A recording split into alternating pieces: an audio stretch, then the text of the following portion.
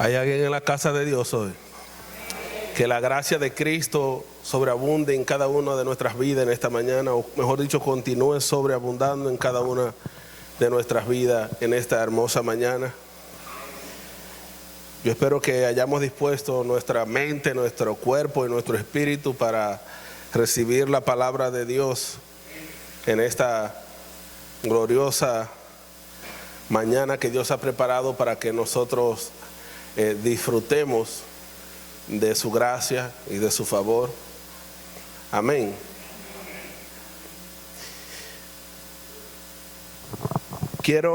El tema que voy a enseñar, le iba a poner como título el Evangelio según Cristo, pero decidí no ponerlo porque suena como hasta un poquito arrogante, ¿verdad? Así que le puse por título La imagen del Dios invisible. Es lo mismo, lo único que cambia es el título. Diga conmigo: Cristo es la imagen del Dios invisible. Amén. Así que vamos a hablar acerca de eso en esta mañana. Hermanos, mire una cosa, ¿por qué lo del título que no le puse? Yo creo que el hermano Ángel me ponga una imagen la primera imagen, varón, que está en pantalla. Un instrumento, hermano, si vemos un instrumento cualquiera que sea, yo puse la imagen de algo, pero un instrumento cualquiera que sea, cuando un diseñador, un creador hace algo, lo hace con un propósito, con un destino, con un propósito específico. Pero el hecho de que esa persona lo haga con un propósito específico, los seres humanos somos tan creativos que usamos eso que tiene un propósito para distintos propósitos que no son por lo cual el creador lo diseñó. Y esto puede pasar con cualquier cosa de la vida. Y el Evangelio de nuestro Señor Jesucristo no está exento de eso, porque por mucho tiempo ha sido usado para muchas cosas, hasta para remedio, ¿verdad? Pero Dios, en su infinita gracia, diseñó el Evangelio para un solo propósito. Tiene muchos propósitos colaterales, pero hay un propósito específico que lo vamos a ver en el día de hoy. Parece que la imagen no quiere funcionar, pero lo vamos a ver en el día de hoy. Cómo nosotros podemos usar algo para algo que no fue diseñado, ¿verdad? Muchas veces cuando no sabemos para qué sirve, lo hacemos. Por ejemplo, esto que usted ve aquí, todos sabemos que son dos aros de vehículo, ¿verdad? Posiblemente de un carro. Ahora póngame la otra imagen, por favor. Ese aro que usted ve ahora, mire en qué lo convirtieron. Ahí hay algo para hacer una parrillada, ¿verdad que sí? Ya le dio deseo a Randa. Amén. Pero ¿usted cree que esos aros fueron diseñados para hacer una parrilla? El diseñador nunca se imaginó que esos aros que él hizo para un vehículo, quizás hasta de lujo, se iban a estar usando para hacer una parrilla. Hay mujeres que lo usan para floreros y 20,000 cosas. Y así nosotros le llamamos eso la cultura de reciclaje, ¿verdad? Pero si el diseñador ve eso, yo creo que se enoja, ¿verdad? ¿Usted sabía? Dice, eso no fue el propósito por el cual yo lo diseñé. Y eso ha pasado con el Evangelio por mucho tiempo, que lo hemos usado para muchas cosas, pero eso no quiere decir que sea el propósito. Diga conmigo: el hecho de que algo funcione no quiere decir que esté cumpliendo su propósito. ¿Hay alguien en casa todavía? Repítalo de nuevo: el hecho de que algo funcione no quiere decir que esté cumpliendo su propósito. Mírese usted en el cuerpo de Cristo. El hecho de que nosotros estemos cumpliendo una función en el cuerpo de Cristo no significa que estemos cumpliendo el propósito de Dios. ¿Hay alguien en casa todavía? De igual manera, el Evangelio tiene un propósito por el cual fue diseñado. No fue diseñado en el tiempo, sino que fue diseñado en la eternidad, con un propósito exacto. Y si vemos cada uno de los escritores de los 4 evangelios, porque el evangelio, hermano, no son los 4 evangelios. El evangelio es desde Génesis hasta Apocalipsis. ¿Me explico? Los 4 evangelios lo que hacen es retratar la vida física de la primera aparición física de nuestro Señor Jesucristo. Amén. Pero si vemos cada escritor, cada persona que Dios usó para escribir los 4 evangelios, cada uno escribió desde un propósito, con un propósito y para un público distinto. Por ejemplo, si vemos, si estudiamos a profundidad el libro de Mateo, nos vamos a dar en cuenta que es un evangelio escrito para mostrarle a los judíos que Jesús era el Mesías. Por eso empieza con una genealogía desde Adán hasta Cristo, porque él quería mostrarle por las escrituras a los judíos que Jesús era el Cristo. Amén. Y por eso Mateo lo pone mucho como un rey, porque era el rey que venía a salvar a los judíos. Amén. El Marcos, que escribió el evangelio de Marcos, lo escribió basado en lo que recibió del apóstol Pedro. Marcos era un discípulo del apóstol Pedro, y él escribió este evangelio mayormente para los romanos. Por eso tiene otro contexto. Y si vemos a Lucas, que era un discípulo del apóstol Pablo, Lucas lo que hizo fue una recolección de todas las personas con las que él se codió, vamos a decir así, con las cuales habían tenido contacto físico con Jesús, dentro de ellos los apóstoles. Cuando Pablo sube a Jerusalén a hablar con Juan, con Pedro y con Jacobo, Lucas andaba con él. Me imagino que él le preguntaba, ¿y cómo fue? Y él hizo todo un detalle de cómo era, pero era para un público griego. Por eso él empieza y empieza con el nacimiento de Jesús, mostrando la estrella del oriente. Usted sabe que los griegos creían mucho en las astrologías. Entonces él le muestra a través de la astrología cómo Jesús era el rey del universo. Amén. Entonces cada uno tenía un público. Pero Juan, el evangelio según Juan no escribe para un público específico. Juan escribe para que todo el mundo conozca que Él es el Hijo de Dios. Y para mostrar lo que en realidad Cristo vino a mostrar.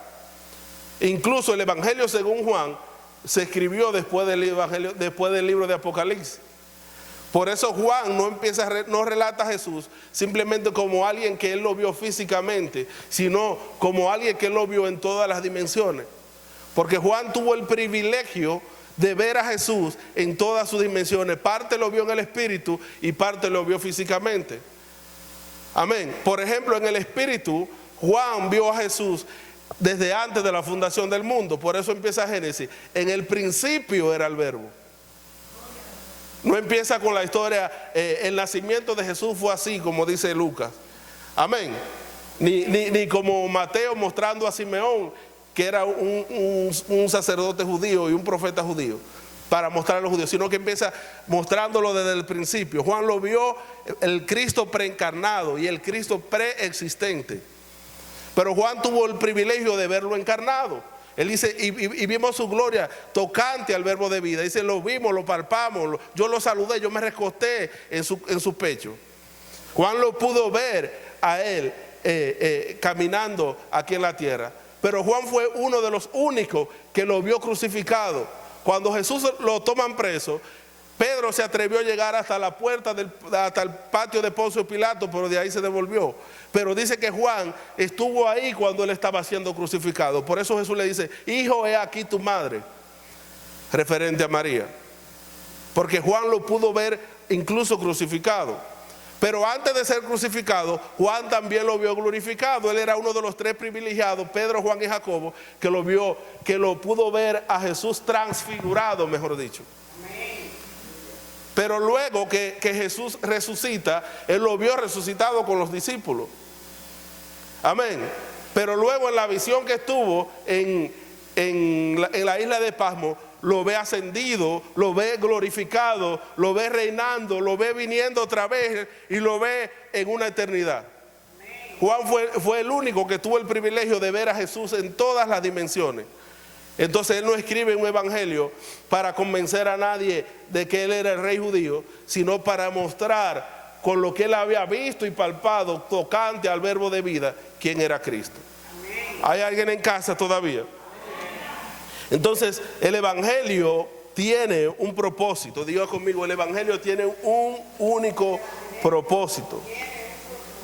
Y el propósito del evangelio, porque recuerde que el pastor nos ha enseñado, y es así, que el evangelio no es un libro, el evangelio no es un mensaje. El evangelio, ¿qué es? Una persona, y su nombre es Cristo. Y el propósito de Cristo no fue enseñarnos clases de cómo ser un buen ciudadano. El propósito de Cristo fue mostrar al Padre. Y eso se determinó, como hablaba el pastor en la semana pasada, en un determinado consejo en la eternidad. Eso no se determinó aquí en la tierra. Antes de la fundación del mundo, el Padre y el Hijo se pusieron de acuerdo. ¿Quién era que iba a ser mostrado? El Padre no tenía ningún deseo de ser mostrado, porque Él sabe que Él en el Hijo es representado exactamente. Entonces el Padre hizo la creación y descansó. Amén. Porque el Padre sabe que su Hijo le iba a representar exactamente. Pero entonces cuando el Hijo se manifiesta, Él dice, no, pero yo no vine a manifestarme a mí. Yo no tengo deseo de ser manifestado yo, sino que yo vengo para dar a conocer a mi Padre. Cuando le preguntaban de Él, Él hablaba de su Padre. Pero es de ti que queremos saber. No, es que yo vine a dar a conocer al Padre.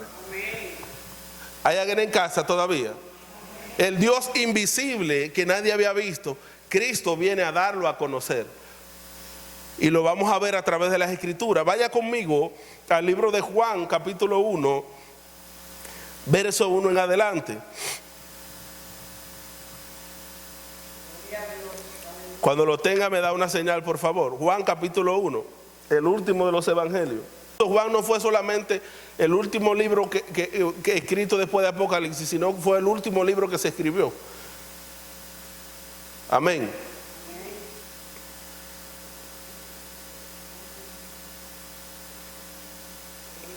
Dice Juan capítulo 1. Juan capítulo 1, hermano, es Génesis capítulo 1, incluso más allá de Génesis.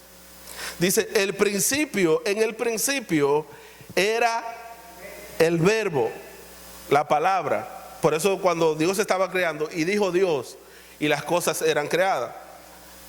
Y el verbo era Dios, y el verbo era con Dios, y el verbo era Dios. Este era desde el principio con Dios. Todas las cosas por Él fueron hechas. Y sin Él, sin Cristo, nada de lo que ha sido hecho fue hecho. En Él estaba la vida, y la vida era la luz de los hombres, y la luz de los hombres, la luz en las tinieblas resplandece, y las tinieblas no prevalecieron contra ella. Está hablando de la misma creación. Dice que en Él estaba la vida, y esa vida se manifestó en el principio en forma de luz. Cuando cuando el Padre dijo, sea la luz. Entonces, recuerda que el verso 1 de Génesis, cuando dice que en el principio crea Dios los cielos y la tierra, y ahí luego hay un vacío donde hay todo un caos. Lo que dice, la tierra estaba vacía y desordenada. En el original, la tierra era un completo caos. ¿Por qué? Porque estaba oscuro. En la oscuridad usted se vuelve un caos, ¿verdad que sí? ¿Qué le pasa a usted si usted se levanta de mañana, de noche, de madrugada, y no hay luz? Y el celular ni nada está cerca. Usted choca con todo, y cuando prende la luz, usted ha tumbado todo. Porque eso es lo que pasa cuando andamos en oscuridad. Un desastre, un caos. Pero cuando el Padre dice, sea la luz, cuando la luz, no es que Dios estaba creando la luz, es que la luz está saliendo de lo invisible a lo visible. Y cuando la luz es expuesta a lo visible, entonces todo empieza a tener propósito, a tener forma. ¿Hay alguien en casa todavía? Porque la luz, esa luz era la vida en forma de luz. ¿Hay alguien en casa todavía? Entonces dice el 6, hubo un hombre enviado de Dios, el cual se llamaba Juan. Este vino por testimonio, para que diese testimonio de la luz, a fin de que todos creyesen por él. No en Juan, sino por Juan. No era él la luz. Mire que a Juan dice que él no era la luz, pero a nosotros Jesús le dice, vosotros sois la luz. Vamos a ver cuál es la diferencia. O mejor dicho, se la voy a decir. Juan dice, yo no soy la luz, porque Juan no portaba a Cristo. Ahora Cristo le dice a sus discípulos, vosotros sois la luz del mundo, porque cuando Él resucita, Él sabía que nosotros íbamos a ser portadores de Él, portadores de luz. ¿Hay alguien en casa todavía? Entonces dice, Él no era la luz, sino para que diese testimonio de la luz. Nosotros no estamos aquí para dar testimonio de la luz. Eso era Juan. Nosotros estamos para mostrar la luz de Cristo, para dar a luz a Cristo. Y dice, aquella luz verdadera, versículo 9, que alumbra a todo hombre, venía a este mundo. Y dice a todo hombre, llámese creyente o llámese impío. Cuando una persona, hermano, hace algo que le llamamos un descubrimiento científico, eso no vino de esa persona, eso vino de la luz, porque todo lo bueno procede del Padre de las luces. Nótese que cómo es el ser humano, que cuando algo se crea con un propósito, pero cuando cae en manos de alguien que no ha nacido de nuevo, que no tiene una mente renovada, luego eso termina siendo formado para un propósito de destrucción. ¿Hay alguien en casa todavía? Gente con mente brillante y hacen creaciones, y cuando eso se crea, ¿cuánta gente lo usa para mal? Un ejemplo de eso es la tecnología, ¿verdad? La tecnología nos ha hecho un bien en cierto sentido, ¿verdad? Antes usted tenía por ejemplo, usted tenía que ir a hacer una diligencia a Santo Domingo, y usted tenía que ir al azar, montarse en una guagua, y cuando llegara, si estaba cerrado o no había el producto que usted quería, ya usted perdía su tiempo, el día entero lo perdía. Ahora usted toma un teléfono, llama o escribe por WhatsApp y le dicen, no tenemos el artículo, y si lo tiene, dice, se lo enviamos. Usted le hace una transferencia y usted toma todo ese tiempo para hacer otra cosa. Qué buena es la tecnología. Pero cuando cae en manos de malvados, ¿qué pasa? Hacen cosas destructivas. Entonces, todo lo que es bueno, no diga, no, eso es del diablo. No, que alguien lo use para cosas malignas, es porque es una persona que no tiene luz, que opera en ignorancia. Pero todo lo que es bueno en este mundo no salió del hombre, salió del Padre de las luces. Por eso es que dice la Biblia que Dios dio dones a los hombres para que no tengan excusa. Amén. Cuando un científico le dé esos cabezones, le diga, Señor, pero que yo no creía que tú existías, y por eso le dice, adiós, ¿y tú crees que tú tenías la capacidad de crear eso que tú creaste? Hay alguien en casa todavía. Sigo leyendo, dice, aquella luz verdadera que alumbra a todo hombre venía a este mundo. En el mundo estaba, es decir, que antes de que vino encarnado ya estaba, está diciendo Juan. Y el mundo por él fue hecho, que es lo que él empieza diciendo en el principio. Pero el mundo no le conoció. Y quiero hacer un paréntesis en esta palabra, no le conoció. Si Juan salía por todo Israel a preguntar quién era Jesús, históricamente le iban a decir porque él existió. ¿Hay alguien en casa todavía? Pero eso no significa conocer. Que usted sepa quién es Dios, eso no significa, o tenga algunas nociones de Dios, no significa que usted le conozca. Porque el conocimiento que habla aquí es un conocimiento por experiencia y por observación. Por eso es que Jesús decía, yo hago lo que veo a mi Padre hacer. Eso es un conocimiento por observación. Amén. Pero también él había estado con él. Cristo era Dios, obvio. Por eso él hablaba. Es un conocimiento por experiencia y por observación. Por eso yo no creo en las personas que dicen que tuvieron una experiencia con Dios y cuando te hablan lo que vieron en esa experiencia fue demonio. ¿Hay alguien en casa todavía? Hubo un tiempo que eso se hizo de moda cuando al principio que yo me convertí. Un reguero de gente en Latinoamérica principalmente que tuvieron una visión celestial. Y la visión celestial era que veían todos los famosos en el infierno. Eso no es conocer a Dios. Y de ahí levantaron grandes ministerios. Pero eso no es conocer a Dios. Todo el que en la Biblia tuvo un encuentro experimental con Dios fue transformado. A tal punto que Pablo lo vio y dijo, ya no vivo yo, Cristo vive en mí. ¿Hay alguien en casa todavía? Entonces, cuando hay un conocimiento intelectual, como decía el pastor el domingo, porque también hay un conocimiento, mayormente nosotros lo que tenemos es conocimiento intelectual de Dios. Lo que dijeron en la iglesia, lo que yo leí, lo que escuché en un programa, pero experiencia con Dios. Cuando hay una experiencia con Dios, sea por observación o sea por una experiencia tangible con Dios en el Espíritu, debe de haber una transformación. Amén. Los judíos conocían de pe a pa las Escrituras, pero no lo pudieron ver a Él. Hay alguien en casa. Jesús le dice a ellos, ustedes escudriñan las Escrituras porque a ustedes les parece que en ellas está la vida eterna. Pero lo que ustedes no saben, que lo que ustedes están leyendo, lo que da es testimonio de mí.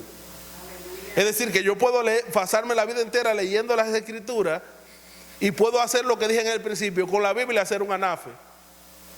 Coger las hojas para prender para prender la estufa y funciona, ¿verdad que sí? Pero no conocerle a Él. En el mundo estaba, pero el mundo no le conoció. Él siempre estuvo. Hermano, la gracia no se inauguró cuando Jesús dijo consumado es. La gracia siempre estuvo. Antes de la ley existió la gracia. En medio de la ley existió la gracia. Lo que pasa es que se manifestó a toda plenitud en Cristo. Pero la gracia siempre estuvo, porque déjeme decirle una cosa, hermano, si la gracia de Dios se aparta en un momento de esta tierra, ay de mí, diríamos los vivientes. ¿Hay alguien en casa todavía? La gracia de Dios siempre estuvo. Lo que pasa es que en el principio se manifestó a través de sombras, tipos y figuras. Y como ellos tenían un velo, no le podían ver. ¿Hay alguien en casa todavía? Por eso no le conocieron a Él. Pero Él siempre se manifestó. El propósito de Dios fue siempre darse a conocer a la creación. Por eso los salmos cuentan que los cielos cuentan su gloria, que la creación anuncia las obras de sus manos. Pero ¿por qué la gente no le podía ver? Porque la creación mostraba, pero no podía mostrar la exacta representación. Solo Cristo es la exacta representación del Padre. Amén. Por eso ellos podían ver destellos de Cristo. Por eso vuelvo al milagro de la multiplicación, que es el único que lo mencionan los 4 evangelios. Fue tan impactante que es el único que está en los 4 evangelios. Porque luego del milagro de la multiplicación, Jesús los reúne a todos y le dice, póngame todos esos pedazos aquí y párense ahí todito. Yo quiero que ustedes me digan qué fue lo que la gente estaba diciendo que quién era yo. Y uno dijo que tú eres Elías, otro dijo que tú eres Moisés, otro dijo que tú eres un reguero de cosas. Porque la gente solamente podía ver destellos de Cristo, pedacitos de Cristo. Entonces Pedro agarra y reúne todos los pedazos y se da cuenta que cuando lo forma, el rompecabezas le da a Cristo. Entonces dice, espérate, tú eres el Cristo, el Hijo del Dios viviente. ¿Hay alguien en casa todavía? Entonces dice, vuelvo y leo el 10. En el mundo estaba y el mundo por Él fue hecho, pero el mundo no le conoció. A los suyos vino y los suyos no le recibieron. Está hablando ya un contexto judío. Mas a todos los que le recibieron, a los que creen en su nombre, les dio potestad, derecho legal, de ser hechos hijos de Dios, los cuales no son engendrados ni de carne, ni de voluntad ni de sangre, ni de voluntad de carne, sino de la voluntad, ni de voluntad de varón, sino de Dios. Amén. Entonces dice, y aquel verbo, luego vuelve y retoma lo del principio. Y aquel verbo, el principio era el verbo, fue hecho carne y habitó entre nosotros. Es decir, ya ahí está hablando del Cristo encarnado cuando vino a la tierra. Y Juan dice, vimos su gloria como la del unigénito del Padre, lleno de gracia y de verdad. Juan lo vio en todas las dimensiones, lleno de gracia y de verdad. Y dicho sea de paso, hermano, la gracia y la verdad caminan agarradas de la mano, deben de caminar juntas. ¿Por qué? Porque gracia sin verdad te lleva a un libertinaje, y eso es lo que hoy día se está practicando mucho. No, porque yo vivo en la gracia. Un total libertinaje. A ver, no se meta con mi vida, que es mi vida personal. Cristo lo que me da es gracia. Pero gracia sin verdad se convierte en un libertinaje. Entonces hay otro lado, gente con verdad pero sin nada de gracia. Eso se convierte en legalismo. Amén. Entonces la gracia y la verdad deben de caminar juntas. Cuando se predica la gracia sin verdad, la gente llega a un libertinaje. Cuando se predica la verdad sin gracia, entonces la gente se convierte en legalista. Amén. Entonces, por eso Juan podía decir, y vino el unigénito del Padre, lleno de gracia o lleno de verdad. No, lleno de gracia y de verdad. Amén. Dice, Juan dio testimonio de él y clamó diciendo, él es de quien yo decía, el que viene después de mí es antes de mí, porque era primero que yo. Porque como dijo, él era primero que yo. Cronológicamente, Juan nació primero que Jesús, 6 meses primero que Jesús. Era mayor que Jesús, pero eso les rompió la cabeza a ellos cuando Juan les dice a ellos, el que viene después de mí era primero que yo. Porque dice, porque él es antes de mí, porque él era primero que yo, porque de su plenitud tomamos todo. Por eso es que la gracia es para todo. Si Dios quita la gracia, a veces decimos la gracia es para la iglesia. No, la gracia es para todo. Amén. Porque si Dios quita la gracia, mire, hermano, salga huyendo y escóndase. Dice, porque de su plenitud tomamos todo, gracia sobre gracia. Pues la ley por medio de Moisés fue dada, pero la gracia y la verdad vinieron por medio de Jesucristo.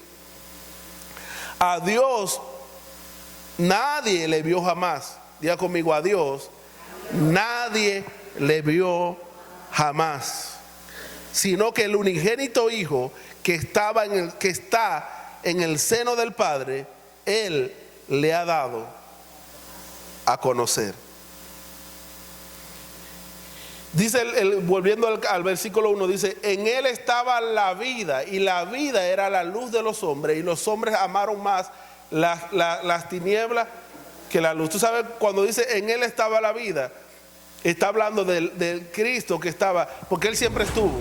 Él estuvo en el principio de la creación, él estuvo en el Edén, él era el árbol de la vida. Pero los hombres amaron más las tinieblas. Lo que para nosotros es conocimiento del bien y del mal es tiniebla.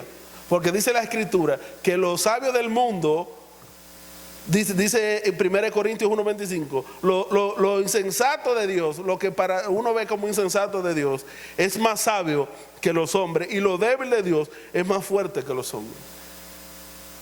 Y dice Pablo que la sabiduría de este mundo es animal, es terrenal, aunque no duela, pero es animal, es terrenal y es diabólica. Hay alguien en casa todavía. Y la palabra diabólica es que es engaño. La sabiduría de este mundo mayormente se usa para engaño. ¿Hay alguien en casa todavía? Entonces, la sabiduría de este mundo. Entonces dice que los hombres amaron, cuando habla de los hombres, está hablando, hombre y mujer, está hablando de Adán y Eva. Ellos amaron más las tinieblas que estaban en el árbol del bien y el mal, que la luz que estaba en el árbol de la vida. ¿Hay alguien en casa todavía? Y lo grande de esto es que cuando nosotros venimos a Cristo, ese Edén ahora está en nosotros, ¿verdad que sí? Pero sigue estando el árbol de la vida. Ahora está el árbol de la vida que no estaba antes de estar en Cristo. Pero el árbol del conocimiento del bien y del mal sigue estando ahí, en la vieja naturaleza. La pregunta es: ¿de qué árbol nosotros seguimos comiendo? Nosotros queremos que estamos en un resort y queremos comer un poquito de todo. ¿Hay alguien en casa todavía? Y dice que los hombres amaron más las tinieblas que la luz. Y eso fue en Génesis, eso fue en toda la historia de la humanidad y sigue siendo todavía. ¿Cómo nos impresionamos nosotros cuando, qué descubrimiento? Y no decimos, wow, la gloria de Dios está ahí. Eso es la gracia de Dios. Porque creemos que la gracia de Dios nada más está aquí dentro de la iglesia. En esos grandes descubrimientos que usted ve, es la gracia de Dios manifestada. Esos hombres un día, cuando se paren frente a Dios, no van a poder tener excusa. ¿Sabes por qué? Porque ellos saben que eso que ellos crearon, o esa genialidad que ellos hicieron, eso no provino de ellos, eso vino del Padre de las luces. Amén. Vaya conmigo al libro de Colosenses, capítulo 1, vamos a leer del 13 en adelante. Quisiera leerlo todo, pero voy a leer del 13 en adelante para ganar tiempo. Colosenses capítulo 1, verso 13 en adelante. Lo leo en lo que usted lo busca. Dice el 13: el cual nos ha librado, está hablando de Cristo, de la potestad de las tinieblas y nos ha trasladado al reino de su Hijo amado, al reino de luz. Lo que está explicando aquí el apóstol es cómo nosotros estábamos en el reino de las tinieblas. Usted veía, ¿verdad?, con sus ojos naturales, pero usted estaba en tinieblas. El problema es que el hecho de que usted vea no quiere decir que usted vea. ¿Hay alguien en casa todavía? Es como un brujo que se convirtió y le dice al pastor de la iglesia: pastor, de ahora en adelante, todo el que venga endemoniado, déjemelo a mí. Todo el que venga con cosas de demonio, déjemelo a mí, porque yo era un experto en eso. Y el pastor le dijo: tú eres el menos experto, porque tú estabas en tinieblas. En tinieblas tú no veías nada, tú vas a aprender la luz ahora. Cuando tú aprendas la luz, entonces tú puedes echar fuera a los demonios. ¿Hay alguien en casa todavía? Entonces dice: Él nos ha librado de la potestad de la tiniebla y trasladado al reino de su amado Hijo, en quien tenemos redención por su sangre, el perdón de pecado. Dice el 15: Él es la imagen del Dios invisible, el primogénito de toda la creación. ¿Usted sabe qué es lo que Pablo está haciendo? Porque Pablo también lo vio. Usted sabe que Pablo fue llevado al tercer cielo. Por eso es que todo el que vio todo el que tuvo un encuentro con el Señor no vio disparate. ¿Me explico? Fue transformado totalmente. Y oye lo que el apóstol Pablo está diciendo. Él es la imagen del Dios invisible. Es lo mismo que dice Juan. Dice que leímos que dice: a Dios nadie lo vio jamás, pero solo el Hijo, el unigénito, lo ha dado a conocer. Él es la imagen del Dios invisible. Dice: el primogénito de toda la creación, porque en Él fueron creadas todas las cosas. Pero él se fue más lejos que Juan, porque Juan está hablando de Génesis. Él está hablando, dice, en Él fueron creadas todas las cosas, no solamente los cielos y la tierra, sino las que están en los cielos y las que están en la tierra. Sean lo que usted está viendo, lo visible, dice, pero también las cosas invisibles. Hay cosas que usted y yo no vemos que fueron creadas. El hecho de que usted no lo ve no significa que no fue creado. ¿Hay alguien en casa todavía? Dice: sean tronos, sean dominios, sean principados, sean potestades, todo fue creado por medio de Él y para Él. Y Él es antes que todas las cosas. No fue que cuando Dios dijo sea la luz, no. Él es antes que todas las cosas. Mire lo que vio Pedro, lo que vio Pablo. Dice, Él es antes que todas las cosas, y todas las cosas en Él subsisten. En otras palabras, Él las sostiene. Y Él es la cabeza. ¿Qué tiene que ver todas las cosas con la iglesia? Oye, él es antes que todas las cosas y Él es la cabeza de la iglesia. Como que no rima, ¿verdad que no? Pareciera. Dice, y Él es la cabeza del cuerpo que es la iglesia. ¿Sabe por qué? Porque la iglesia, al igual que Cristo, es antes que todas las cosas. La iglesia lo que está haciendo es algo que estaba invisible en el Padre y está siendo visible en la tierra. Amén. El que es desde el principio el primogénito de entre los muertos, para que en todo tenga la preeminencia, por cuanto agradó al Padre reconciliar consigo todas las cosas, así las que están en los cielos como las que están en la tierra. Las que están en la tierra como las que están en los cielos, haciendo la paz mediante la sangre de su cruz. El problema es que nosotros creemos que la sangre de Cristo solamente resolvió un problema aquí en la tierra. Pero dice el apóstol Pablo que esta sangre de Cristo resolvió un problema aquí en la tierra y resolvió un problema allá en el cielo. Es decir, que Él reconcilió con el Padre. Él está reconciliando con el Padre mediante su cruz todas las cosas. ¿Hay alguien en casa todavía? ¿Y tú sabes por qué los cielos? Porque los cielos, como el pastor explicaba, tampoco son eternos. Recuerda que Génesis dice, en el principio creó Dios, fueron creados. Pero cuando el hombre peca, hay una reconciliación entre Dios y el hombre. Pero hay una reconciliación entre la creación y Dios. Tanto la creación celestial como la creación que usted está viendo. ¿Hay alguien en casa todavía? Y yo quiero que me ponga la próxima imagen, por favor, las siguientes dos imágenes. Yo quiero que me pongan, para que podamos entender, cuando Él dice, Él es la imagen del Dios invisible, la palabra que usa es la palabra eikon. En inglés hay un cantante que se llama así, eikon. Pero de ahí es donde viene la palabra ícono. Por eso Él dice, Él es la imagen del Dios invisible. Vamos a ver con una manera práctica, cuando la palabra dice que Él es la imagen del Dios invisible. Ponme la primera imagen. No, sigue. Exacto. ¿Qué es eso que usted está viendo ahí? Eso es un icono. Eso no es WhatsApp, eso es un icono. Cuando usted le da su celular al icono, lo lleva. Entonces cuando dice Él es la imagen, lo que está diciendo lo que Él se mostró fue esto. ¿Me explico? Porque a Dios nadie lo había visto. Entonces cuando usted ve la imagen, usted dice, ve WhatsApp mío. No, ese es el icono de WhatsApp. Hay alguien en casa todavía. Y usted dice, pero se me borró WhatsApp. Y viene uno que sabe un chin, déjame buscarlo. Verlo aquí, estaba aquí. Él no se borró el icono, pero WhatsApp estaba ahí. Hay alguien en casa. La siguiente imagen, por favor, varón. Entonces, cuando usted le da el icono, usted lo que ve es esto. Tiene secciones, por ejemplo, la sección de chat. Si usted quiere escribirle a alguien, si quiere ver los estados, los chismosos, los estados de la gente, usted le da los estados.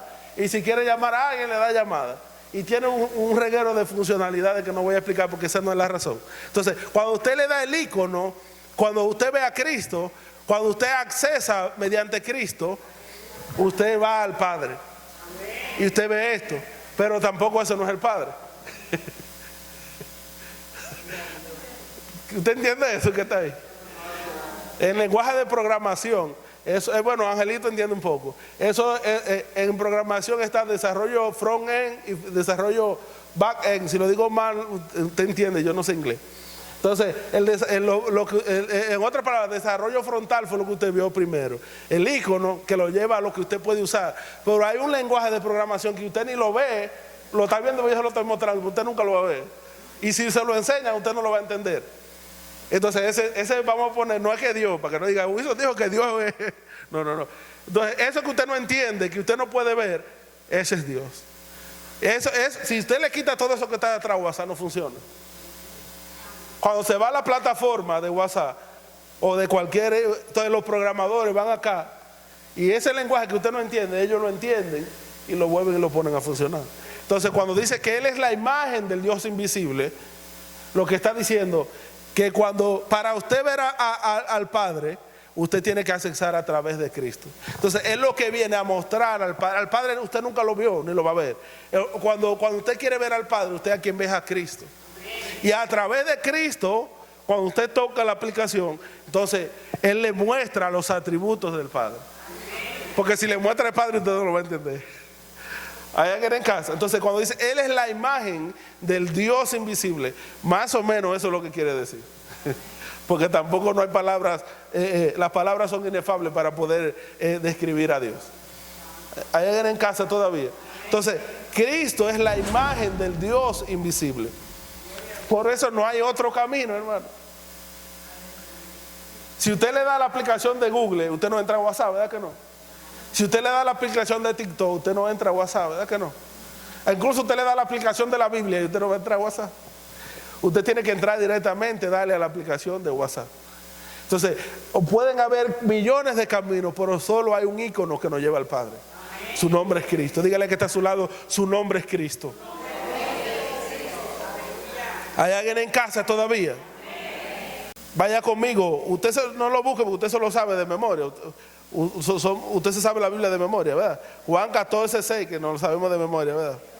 Pero yo quiero leer desde el 2 al 9, Juan. Ese es uno de los versículos que más no sabemos, ¿verdad? Juan 14:6. Juan 14:6. Pero vamos a leerlo desde el 2. Dice Jesucristo. Me hubiese gustado poder, pero eso es muy largo. Dice: en la casa de mi Padre muchas moradas hay. Si así no fuera, yo no lo hubiera dicho. Voy pues a preparar lugar para vosotros. Y hemos explicado que no eran casas en el cielo. Usted no tiene una mansión en el cielo. La morada no era para nosotros, era para el Padre.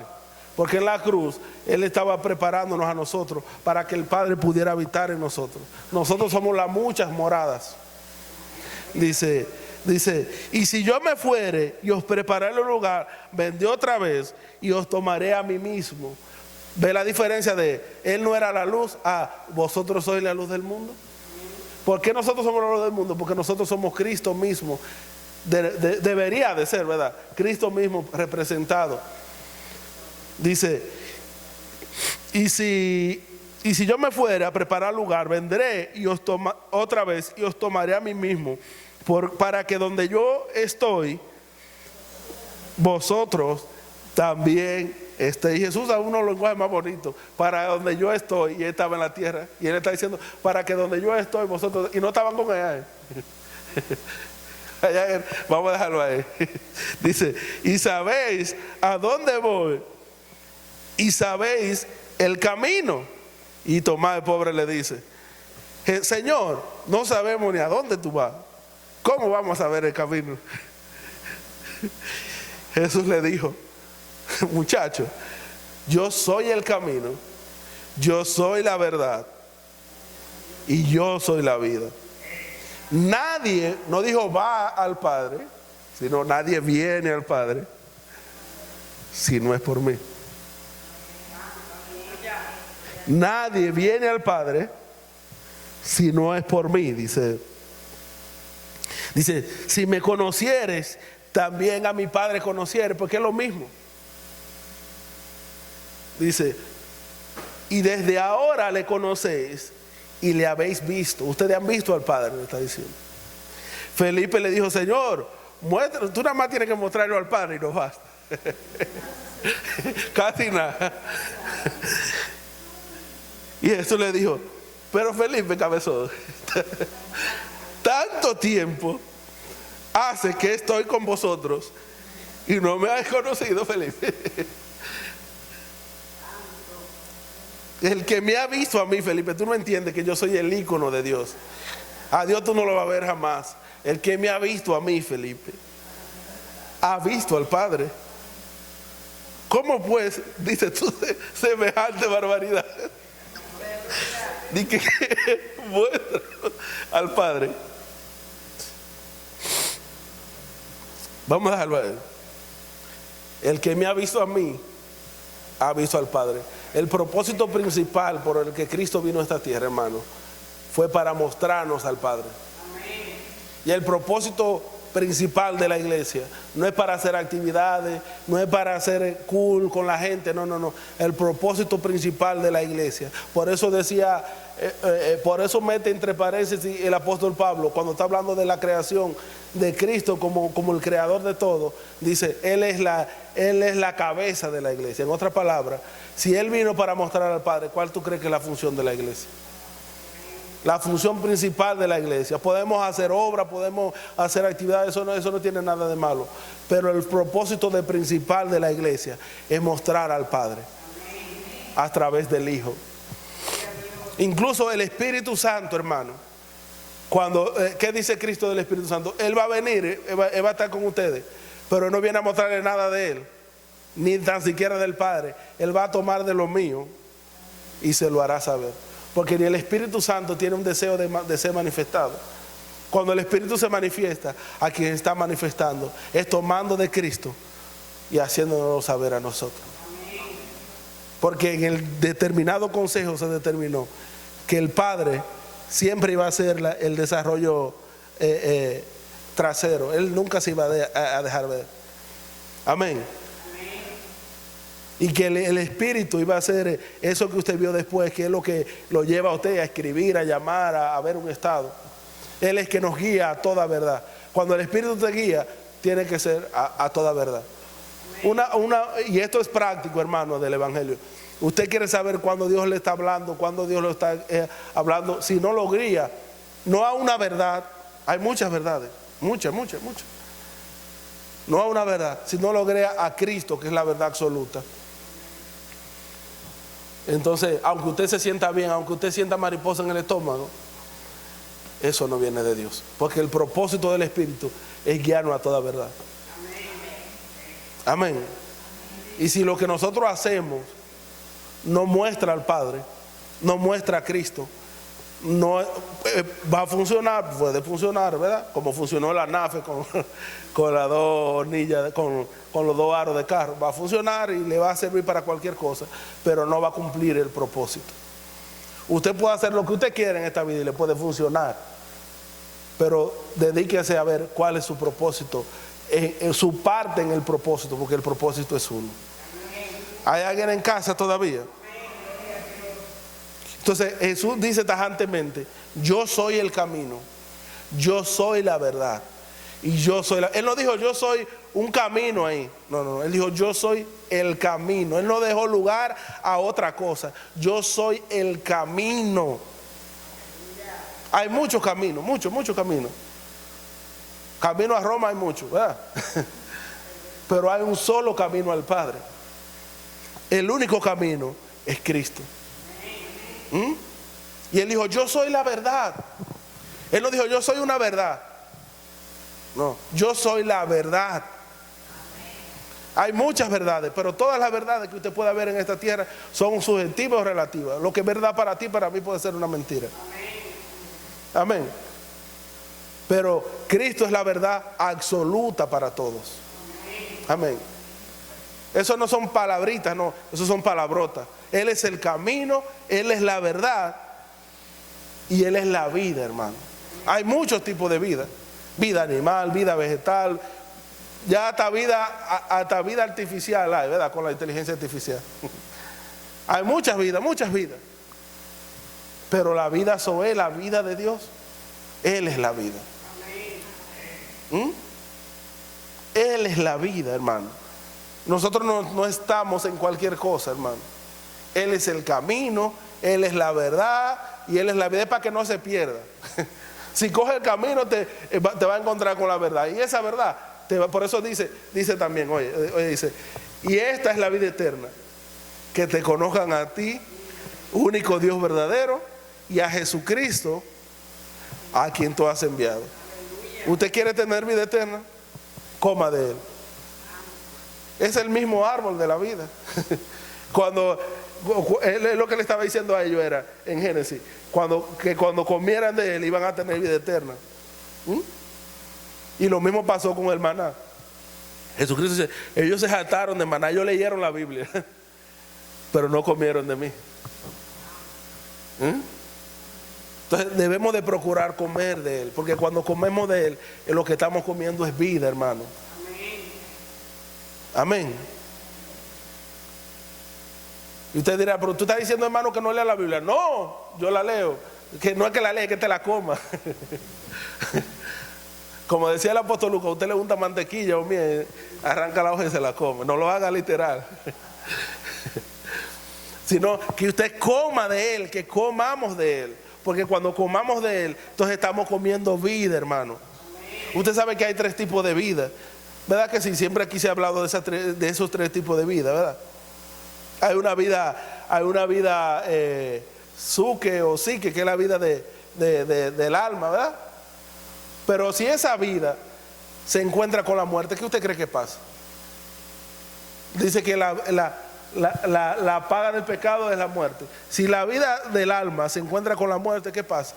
¿Quién gana? ¿Quién usted cree que gana? La muerte. Y si su cuerpo se encuentra con la muerte, que es la vida bio, ¿verdad? Que hablamos aquí, ¿qué usted cree que pasa? Mugí, ¿verdad? Dice Frodo. Pero si la vida de Dios que está en usted se encuentra con la muerte, ¿qué usted cree que pasa? ¿Sabe lo que pasa? ¿Dónde está sepulcro tu victoria? ¿Dónde está muerte tu ego? Porque la muerte es absorbida por la vida.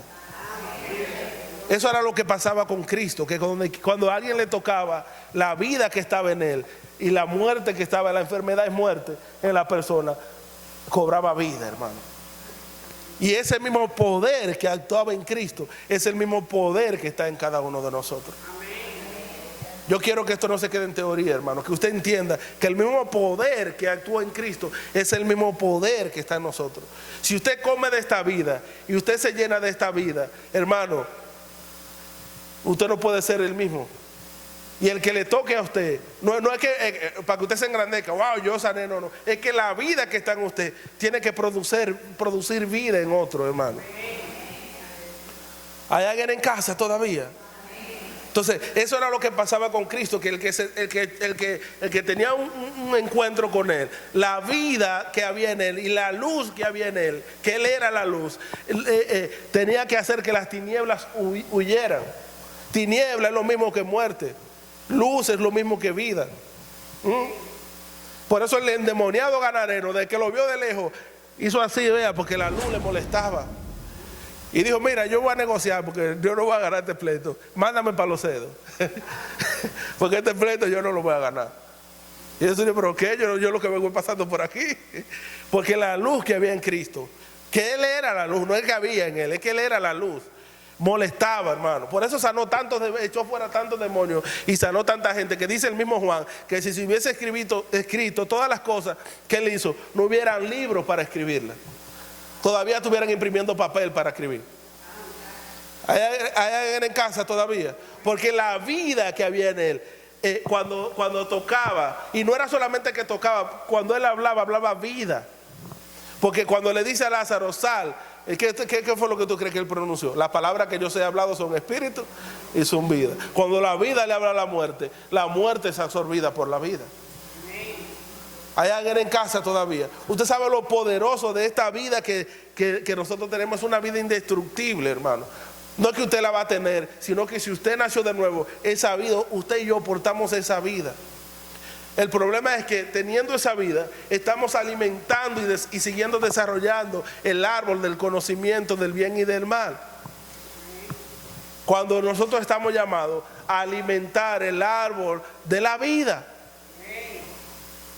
¿Hay alguien en casa? Yo le pedí al Señor el otro día, le dije, Señor, uno le explica, el pastor se cansa de decir lo mismo, yo también, y como que la gente no entiende. Dame una explicación sencilla para tal vez la gente entienda que sea cognitivamente. Y el Señor me dio una manera práctica, espero que no haya que buscar algo más práctico para decirlo. Y podría decir, como decía Jesús, el reino de los cielos es semejante. Acuérdense cuando usted estaba pequeño, ¿verdad? Usted tiene en su casa una mata grande, ¿verdad? Pero no de fruta, sino una mata de sombra, ¿verdad?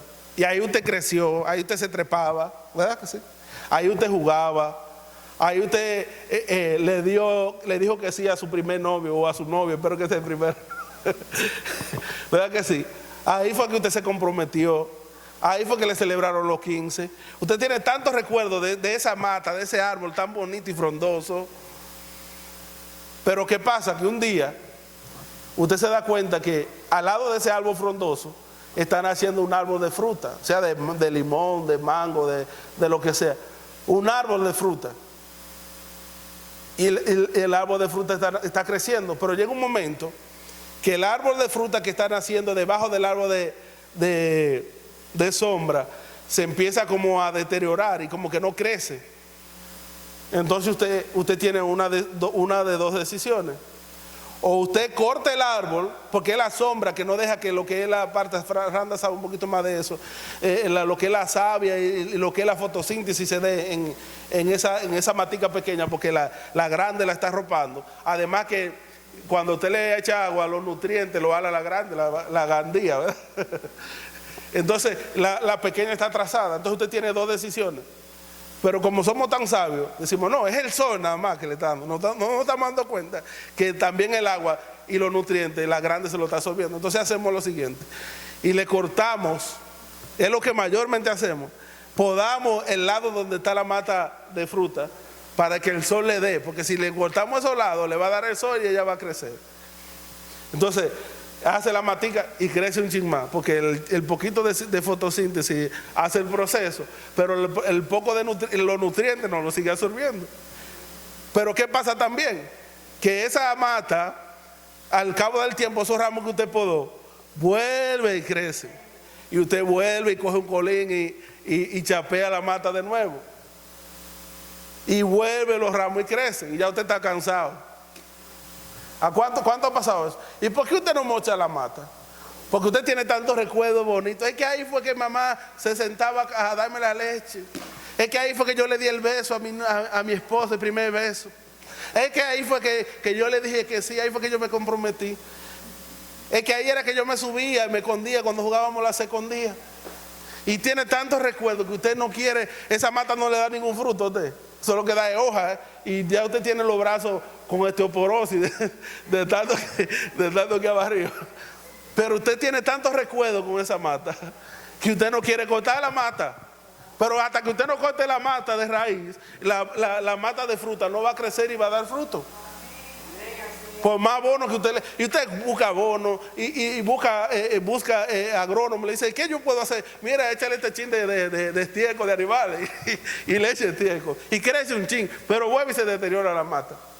Pero usted no es que usted no sabe que debe de cortar la mata. Es que usted no quiere cortar la mata. Eso pasa con nosotros. En nosotros está el árbol del conocimiento del bien y del mal y el árbol de la vida. El problema es que crecimos comiendo tanto del árbol del conocimiento del bien y del mal, de la vieja naturaleza, alimentando a la vieja naturaleza, y tenemos tantos recuerdos cognitivos de esa vieja naturaleza que añoramos eliminarla. Entonces lo que hacemos es que la domamos, la amamos, la podamos, pero no la queremos cortar. Hasta que en vez de usted buscar un agrónomo, busca un profeta y le dice al profeta, ya yo he buscado agrónomo, yo he buscado científico y esta mata no crece.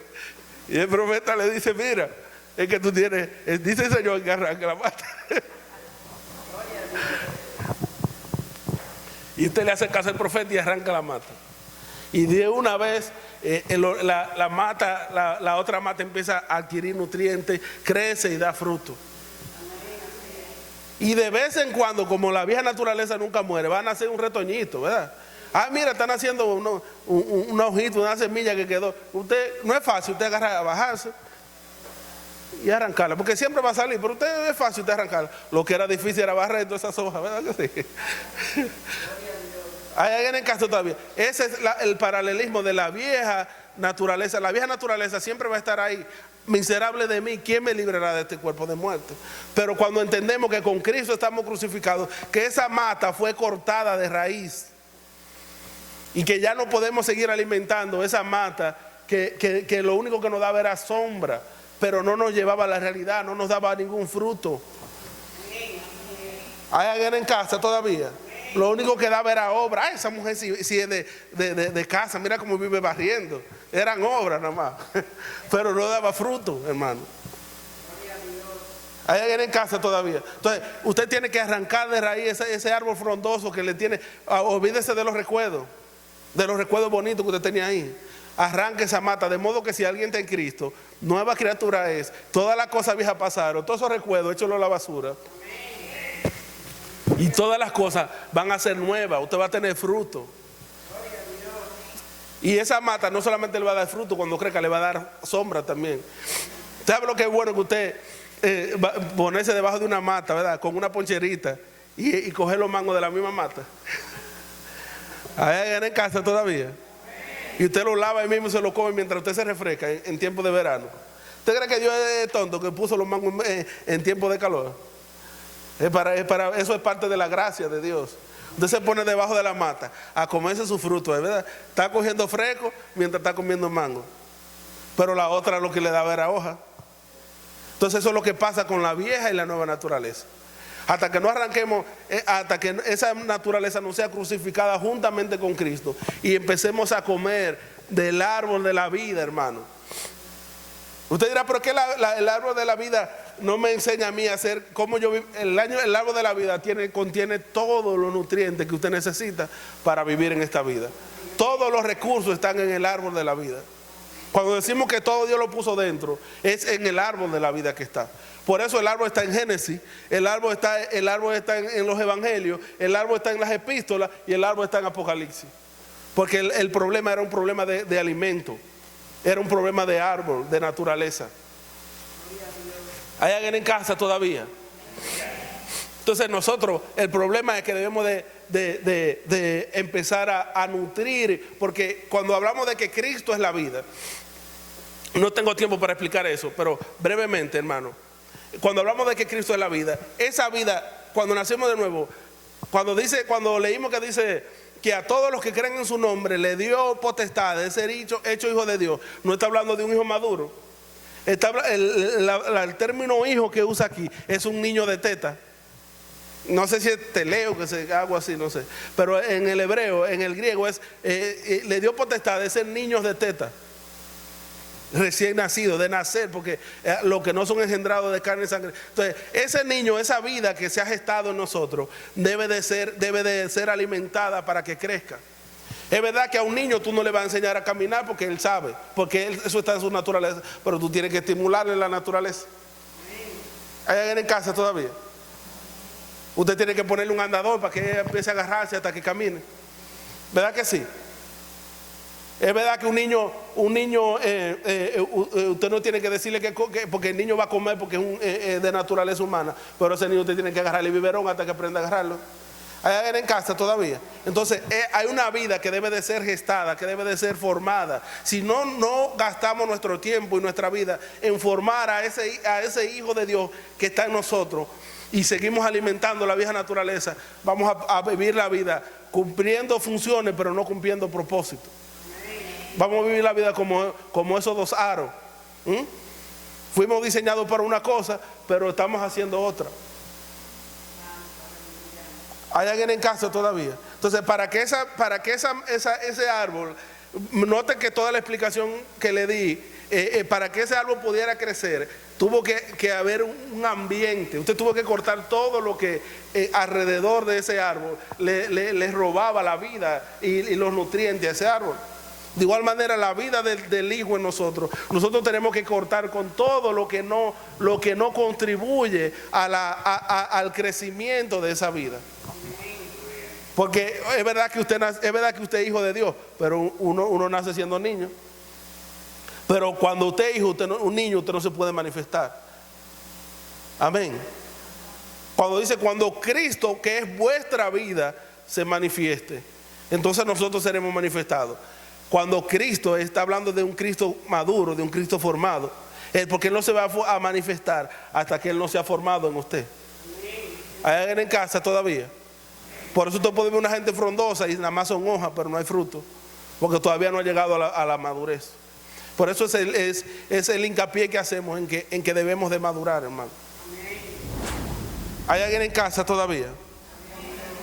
Entonces nosotros debemos de... Póngase sobre sus pies, por favor, para yo saber que estoy terminando. Porque tengo tantas cosas que...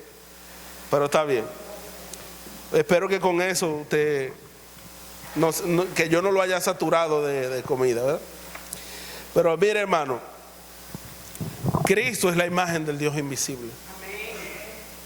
Cristo es la imagen del Dios invisible. Por lo tanto, lo que Dios quiere mostrar en esta tierra es a Cristo. No es a usted, no es a mí, no es la denominación, no es la religión, no es lo que Dios hizo, no. Es a Cristo que Dios quiere mostrar. Porque solamente cuando Cristo es mostrado, el Padre es mostrado. Porque el Hijo es la exacta representación del Padre, es el ícono del Padre. Amén. Tenemos que llegar a la estatura de que cuando la gente nos ve a nosotros, vea al Padre. Como el que veía a Cristo tenía que ver al Padre. ¿Y por qué Cristo decía, el que me ha visto a mí, ha visto al Padre? Y la gente no veía ni a Cristo. Porque había un velo en muchas personas. Aún los discípulos le dicen, Señor, pero muéstranos al Padre. Y Jesús dice, pero yo he estado con ustedes y no me han visto. Pero ellos no le habían visto, hermano, porque ellos no habían nacido de nuevo. Por eso cuando Jesús resucita, ellos ven un fantasma, como leía la hermana Betania la semana pasada. Porque el mismo Cristo que ellos vieron encarnado no fue el mismo Cristo que vieron resucitado. Por eso Pablo dice, si aún a Cristo, no dice conocieron, porque Pablo no lo vio físicamente, y Pablo dice, si aún a Cristo ustedes conocieron, como dice a vosotros, no, dice, si aún a Cristo conocimos, porque en el Espíritu Él le pudo ver en todas sus dimensiones también.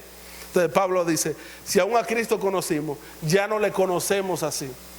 Por eso cuando ellos incluso pasa con los discípulos de Emaús, eran discípulos, no sabe cuál de los 12 era, pero eran discípulos, tal vez eran de los 120, pero eran discípulos que habían estado con Él. Y Jesús va caminando con ellos, todo un trayecto largo, y ellos no le conocen. Porque hasta la voz de Jesús era diferente. Solamente que ardían sus corazones. Pero ellos no sabían que era Jesús. Pero dice la Biblia que cuando ellos se sientan a la mesa con Jesús y cuando Él parte el pan, cuando ellos comen de ese pan, sus ojos son abiertos. Entonces, si no comemos de Él, no le vamos a poder ver. No se trata de saber cognitivamente, os repito, se trata de verle a Él a través de las Escrituras. Si yo leo todo el Antiguo Testamento y lo que veo son guerras, figuras, me enamoro de David, o yo soy la reina Esther, o cosas como esas, yo lo que leí fue un libro de historia. Pero si yo veo a Cristo a través del Antiguo Pacto, yo puedo ver a Cristo a través de eso. Si yo leo los evangelios y lo que veo es la historia de Cristo, pero no veo al Cristo de la historia, yo perdí mi tiempo, hermano. Si yo leo las epístolas y lo que digo yo no entiendo porque Pablo dice cosas raras y yo no, así mismo usted lo entiende. Pero nosotros tenemos que ver a Cristo. Y por eso es que la oración de los apóstoles era: alumbra los ojos de nuestro entendimiento. Porque no se trata ya lo tenemos, se trata de verlo. Porque cuando lo vemos a Él, nos vamos haciendo semejante a Él. Amén. Él es la imagen del Dios invisible, no hay otro, hermano. Y ahora la iglesia, por eso dice que Él es la cabeza. El cuerpo tiene que ser la imagen de Dios aquí en la tierra, donde Cristo es la cabeza, pero el cuerpo debe de ser visible aquí en la tierra. Amén. Y yo creo que el cuerpo de Cristo en este tiempo no está siendo visible. Amén. Luego hablaré de cómo gestar esta vida en comunidad. Pero levante sus manos y dele gracias a Dios. Padre, gracias. Te bendecimos, te exaltamos, te loamos y te damos gracias, Señor. Gracias, Señor, porque aquel que era desde el principio, Señor, ahora habita en cada uno de nosotros, Señor. Gracias, Señor, porque tú no eres una vida, tú eres nuestra vida, Señor. Padre amado, gracias porque esa luz que vino al mundo ahora habita en cada uno de nosotros, Señor. Y nosotros somos tus hijos, Señor. Padre, gracias porque somos tus hijos, Señor. Aunque sea pequeño, no importa, Señor, pero somos tus hijos, Señor. Padre, gracias, Señor, te damos, te bendecimos, te exaltamos, te loamos, Señor. Gracias por ser nuestro Padre, Señor. Que esta palabra que ha sido implantada en esta mañana, Señor, cobre vida en cada uno de nosotros, Señor. Que tu palabra se encarne en nosotros, Señor. Padre amado Jesús, que hayamos comido de ti, Señor. Que no solamente hayamos escuchado acerca de Jesús, sino que hayamos comido de Jesús. Porque esto se trata de comer, esto se trata de una comida, Señor. Si usted mira la historia de la Biblia, todo era un pleito por una comida. Isaac, todo era problema de comida, pero estaba apuntando al verdadero pan. El pan vivo que descendió del cielo y que ahora está en cada uno de nosotros. Qué privilegiados somos de que ese pan vivo que descendió del cielo habita en nosotros, de que ese árbol de la vida que estuvo en el Edén ahora está en nosotros. Todavía los científicos están buscando en qué lugar era que estaba el Edén y tienen nociones conforme a las directrices de la Biblia de dónde estaba, pero no saben dónde está y ni lo van a encontrar porque el Edén ahora está en nosotros. Hermanos, no volvamos a cometer el error que cometió Adán y Eva de seguir comiendo solamente del árbol del bien y del mal. El bien y el mal están en el mismo árbol. Que cerremos nuestros ojos y pongamos todo nuestro apetito solo para comer del árbol de la vida. Porque ese árbol de la vida es el que va a formar a Cristo en nosotros. Esperanza de gloria. Padre, gracias te damos. Te bendecimos, te damos gracias por este día. Gracias por cada persona que está aquí, Señor. Alguien dijo al principio, es que somos pocos. Y déjeme decirle unas cosas, no somos pocos. Es porque esta vida es reproducible. Esta vida es como una semilla. Una semilla puede dar un bosque completo.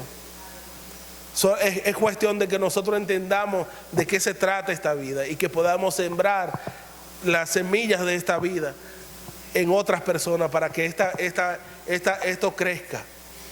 Y viene ese tiempo donde va a crecer. No de predicar religión, no, de impartir esta vida en otro, porque esta vida es para ser impartida. Padre, gracias te damos, Señor. Te amamos y te bendecimos en el nombre que sobre todo nombre, el nombre de Cristo Jesús. Alguien puede darle gracias a Él.